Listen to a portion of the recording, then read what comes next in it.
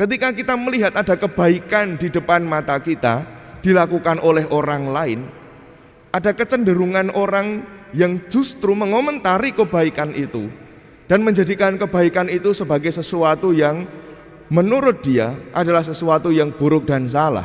Karya Allah telah kami dengar dan kami ketahui dan diceritakan kepada kami oleh para leluhur. Semoga karya Allah jangan dilupakan selama-lamanya. Selamat pagi, berkah dalam.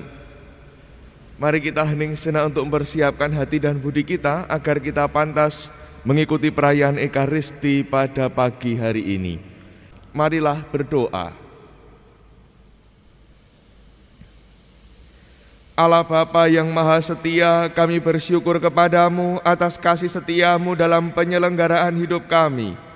Semoga kami taat pada Yesus Kristus Putramu yang memberikan kehidupan dan kedamaian. Dialah Tuhan dan pengantara kami yang bersama dengan Dikau dalam persatuan Roh Kudus hidup dan berkuasa, Allah sepanjang segala masa. Amin.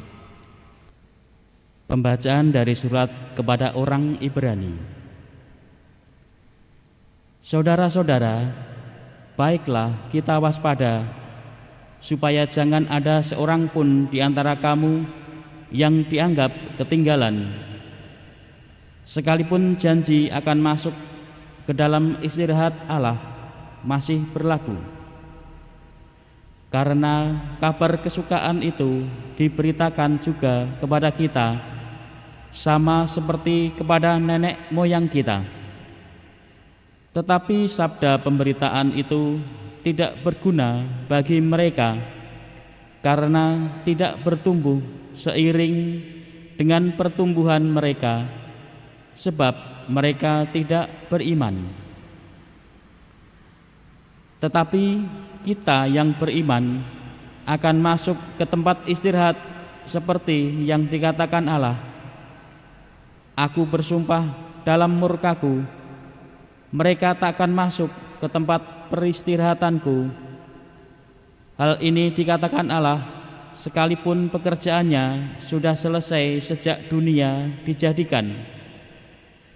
Sebab tentang hari ketujuh pernah dikatakan dalam suatu ayat kitab suci, pada hari ketujuh Allah berhenti dari segala pekerjaannya.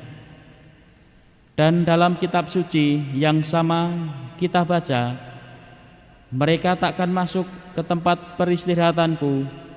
Karena itu, baiklah kita berusaha untuk masuk ke dalam peristirahatan itu, supaya jangan seorang pun jatuh karena mengikuti contoh ketidaktaatan itu. Demikianlah sabda Tuhan. Syukur kepada Allah. Semoga karya Allah jangan dilupakan selama-lamanya. Semoga karya Allah jangan dilupakan selama-lamanya.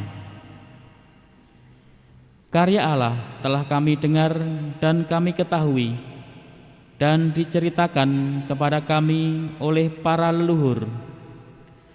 Kami meneruskannya kepada angkatan yang kemudian. Puji-pujian kepada Tuhan dan kekuatannya, serta perbuatan-perbuatan ajaib yang telah dilakukannya. Semoga karya Allah jangan dilupakan selama-lamanya, supaya anak cucu mereka menceritakannya pula kepada anak turunan mereka, supaya mereka menaruh kepercayaan kepada Allah dan tidak melupakan perbuatan-perbuatan Allah, tetapi memegang teguh perintah-perintahnya. Semoga karya Allah jangan dilupakan selama-lamanya. Alleluia, alleluia, alleluia. Alleluia, alleluia, alleluia. Seorang nabi agung telah muncul di tengah kita, dan Allah mengunjungi umatnya. Alleluia, alleluia, alleluia. Haleluya. Tuhan sertamu. Inilah Injil Yesus Kristus menurut Markus.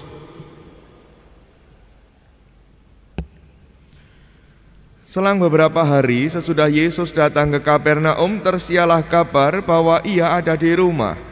Maka datanglah orang-orang berkerumun, sehingga tidak ada lagi tempat, bahkan di muka pintu pun tidak. Sementara Yesus memberitakan sabda kepada mereka, beberapa orang datang membawa kepadanya seorang lumpuh, digotong oleh 4 orang. Tetapi mereka tidak dapat membawanya ke hadapan Yesus karena orang banyak itu. Maka mereka membuka atap yang di atas Yesus. Sesudah atap terbuka, mereka menurunkan tilam tempat orang lumpuh itu terbaring. Melihat iman mereka, berkatalah Yesus kepada orang lumpuh itu, "Hai anakku, dosamu telah diampuni." Tetapi di situ duduk juga beberapa ahli Taurat. Mereka berpikir dalam hati, "Mengapa orang ini berkata begitu? Ia menghujat Allah.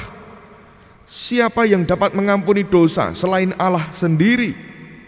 Tetapi Yesus langsung tahu di dalam hatinya bahwa mereka berpikir demikian, maka ia berkata kepada mereka, "Mengapa kamu berpikir begitu di dalam hatimu? Manakah lebih mudah mengatakan kepada orang lumpuh itu, 'Dosamu sudah diampuni,' atau mengatakan, 'Bangunlah, angkatlah tilammu dan berjalanlah'? Tetapi supaya kamu tahu bahwa di dunia ini Anak Manusia berkuasa mengampuni dosa." Lalu berkatalah Yesus pada orang lumpuh itu, "Kepadamu kukatakan, bangunlah, angkatlah tilammu dan pulanglah ke rumahmu." Dan orang itu pun bangun, segera mengangkat tempat tidurnya dan pergi keluar di hadapan orang-orang itu. Mereka semua takjub lalu memuliakan Allah, katanya, "Yang seperti ini belum pernah kita lihat." Demikianlah Injil Tuhan. Terpujilah Kristus. Ibu, bapak, dan saudari-saudara yang terkasih, selamat pagi berkah dalam. Dalam hidup kita seringkali menemukan peristiwa-peristiwa yang semacam ini. Sesuatu yang bisa dilakukan dengan mudah seringkali kemudian menjadi sulit. Kalau ada sesuatu yang bisa dengan mudah dilakukan, apalagi menyangkut pertolongan, kebaikan dan sebagainya, lakukan saja. Sejauh itu bisa dipertanggungjawabkan dan sejauh itu berbuah kebaikan, lakukan saja. Tidak perlu menjadi sangat sulit, tidak perlu menjadi sangat rumit. Karena ketika kita menjadi sulit dan menjadi rumit akan segala sesuatu, maka yang baik itu tidak segera dilakukan, dan kemudian hidup kita dan juga hidup orang lain jadi ya gimana gitu kan. Wong tahu itu ada kebaikan kok enggak dilakukan. Tetapi sesuatu yang bisa segera dilakukan, lakukan saja. Seperti halnya Yesus ketika dia menyembuhkan orang tadi. Dia hanya mengatakan, "Dosamu sudah diampuni." Sesuatu yang sangat mudah, dan di situ Yesus memang memiliki kuasa untuk mengampuni dosa. Tetapi di situ ada banyak orang yang merasa bahwa dirinya lebih tahu tentang segala sesuatu, lebih tahu tentang Tuhan, lebih tahu tentang kuasa pengampunan dosa, sehingga lalu dia mengomentari apa yang dilakukan oleh Yesus. "Wah, siapa orang itu? Kok wani-wani nih, kemelinti ini bocah ini, kemelinti ini orang ini nih. Kok berani-beraninya mengampuni dosa, padahal yang bisa mengampuni dosa hanya Tuhan, hanya Allah sendiri."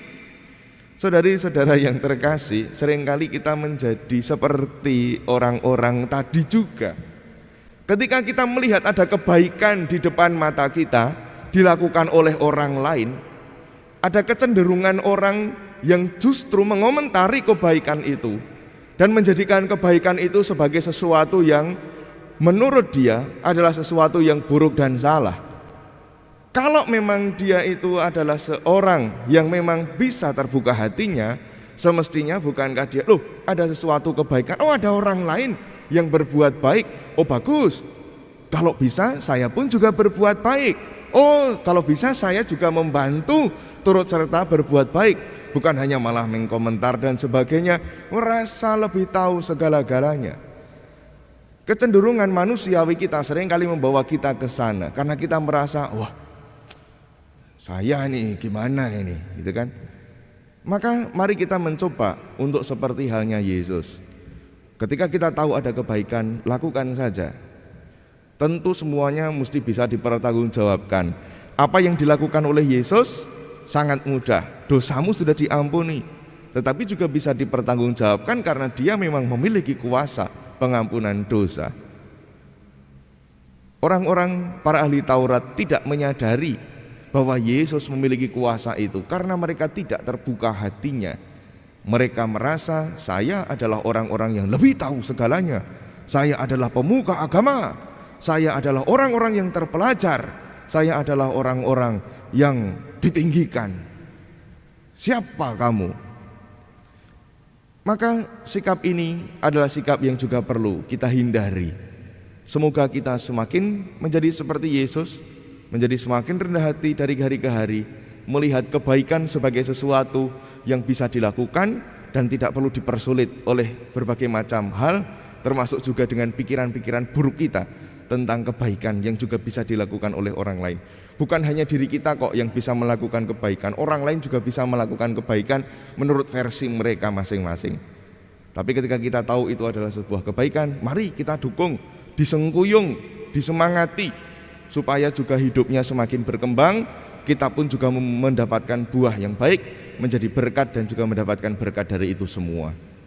Semoga dengan demikian kita bisa mewartakan Yesus semakin hari semakin baik dan semakin teguh. Dimuliakanlah Allah kini dan sepanjang segala masa. Amin. Marilah berdoa. Allah Bapa Maha Rahim, kami bersyukur atas sukacita pengampunan yang Kau anugerahkan kepada kami dalam Ekaristi ini. Semoga kami tekun mewartakan cinta kasih-Mu pada dunia, sehingga semakin banyak orang mengimani Putra-Mu, sambil menantikan kedatangannya kembali. Dialah Tuhan dan pengantara kami, kini dan sepanjang segala masa. Amin.